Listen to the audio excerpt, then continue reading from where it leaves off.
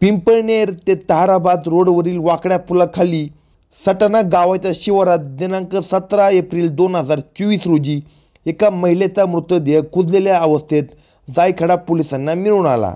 पोलिसांनी घटनास्थळाचा पंचनामा करून तिच्या अंगावरील कपडे, शर्ट, स्कार्फ, बूट व सॉक्स आदी वस्तू जमा केल्या। त्या मृतदेहाची ओळख पटली नव्हती।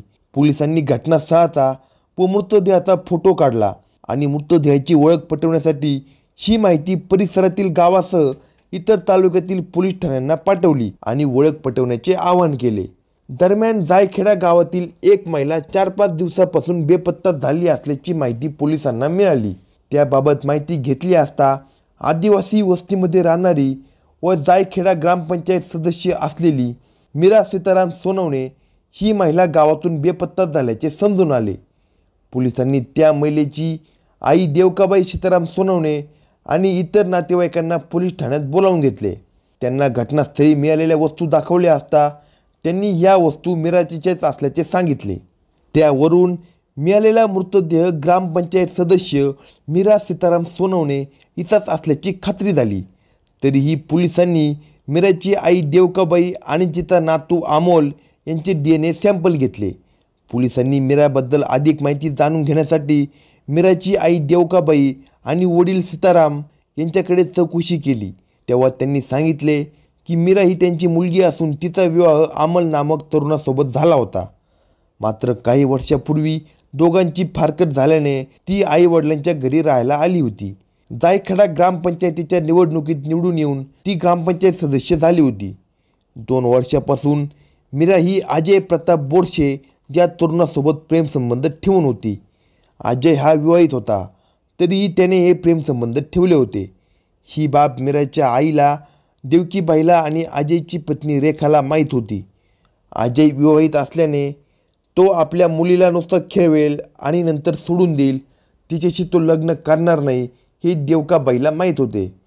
त्यामुळे ती अजयला टोचून बोलत होती। दुसरीकडे अजयची पत्नी रेखालाही हे प्रकरण माहीत होते। आपला पती दुसऱ्या बाईच्या नादाला लागला आहे हे समजल्यापासून ती चिडली होती। तिने पतीसोबत जणू दावाच लावला होता। किरकोळ कारणातून ती अजयशी वाद घालत होती।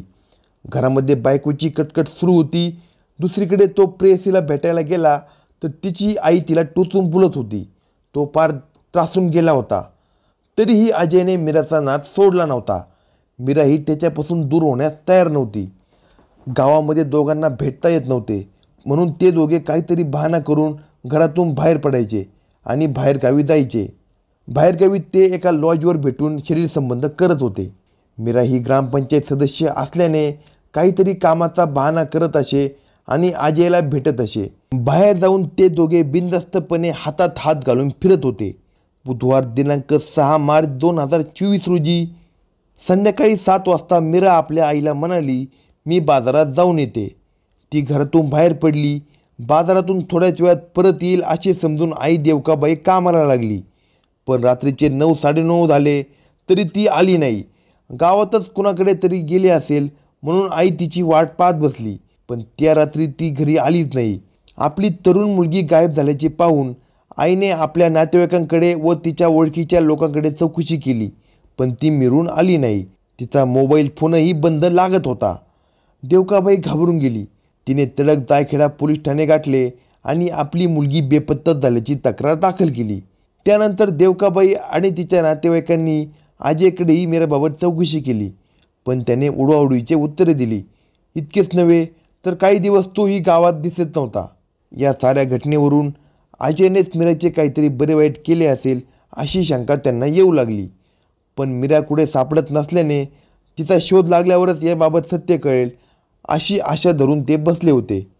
या घटनेला महिना-सव्वा महिना उलटून गेला तरी मीराचा पत्ता लागत नव्हता। त्यातच जायखेडा पोलिसांना तो मृतदेह सापडला आणि त्याची ओळख पटवण्यासाठी आजूबाजूच्या गावातील पोलीस ठाण्यात मृतदेहाचे फोटो पाठवून कुणी बेपत्ता आहे का याबाबत माहिती घेण्यात आली। त्यामध्ये जायखेडा गावातील एक महिला ग्रामपंचायत सदस्य बेपत्ता असल्याचे समजून आले।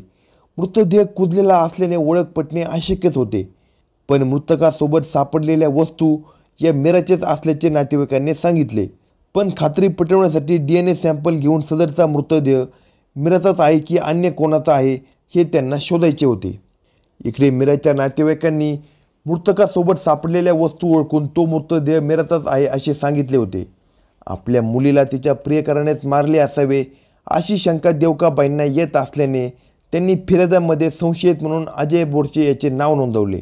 आपल्या मुलीशी प्रेमसंबंध ठेवल्या कारणाने मीराची आई आणि पत्नी ह्या अजयशी नेहमी भांडत काढत होत्या. या कारणानेच अजयने तिचा खून करून मृतदेह कातरवेल शिवारातील पुलाजवळ फेकून दिला. या कारणानेच अजयने तिचा खून करून मृतदेह कातरवेल शिवारातील पुलाजवळ फेकून दिला असावा असा आरोप देवकाबाई सोनवणे यांनी फिर्यादीमध्ये केला. या फिर्यादीवरून अजय प्रताप बोरसे राहणार जायखेडा याच्या विरोधात जायखेडा पोलीस ठाण्यात कलम 302 कलमाखाली गुन्हा दाखल करण्यात आला. पोलिसांनी अजयचा शोध घेऊन त्याच्यावर प्रश्नांचा भडीमार केला असता त्याने गुन्ह्याची कबुली दिली. आपले ग्रामपंचायत सदस्य मीरा हिच्याशी अनैतिक संबंध होते. ते तिची आई व माझ्या पत्नीला मान्य नव्हते. त्या नेहमी भांडण करून कटकट करायच्या. दिनांक 6 मार्च 2024 रोजी मीरा ही आईला बाजारात जाऊन येते म्हणून बाहेर पडली होती. पण प्रत्यक्षात तिला अजयने बोलावले होते. आई नेहमी या कारणावरून वाद घालते म्हणून तिने बाजारात जाण्याचे खोटे कारण सांगितले. त्या रात्री ती अजयला भेटली. अजयने गोड बोलून तिला कातरवेल शिवारात नेले. त्या निर्मनुष्य ठिकाणी अजयने तिचा खून केला आणि तिचा मृतदेह कातरवेल पुलाजवळील नाल्यात फेकून दिला अशी त्याने कबुली दिली. पोलीस अधीक्षक विक्रम देशमाने, अप्पर पोलीस अधीक्षक अनिकेत भारती, उपअधीक्षक गणापुरे यांच्या मार्गदर्शनाखाली सहाय्यक पोलीस निरीक्षक पुरुषोत्तम शिरसाट, उपनिरीक्षक संजय वाघमारे व पोलीस कर्मचाऱ्यांनी कसोशीने तपास करून मारेकरी प्रियकरास गजाआड केले.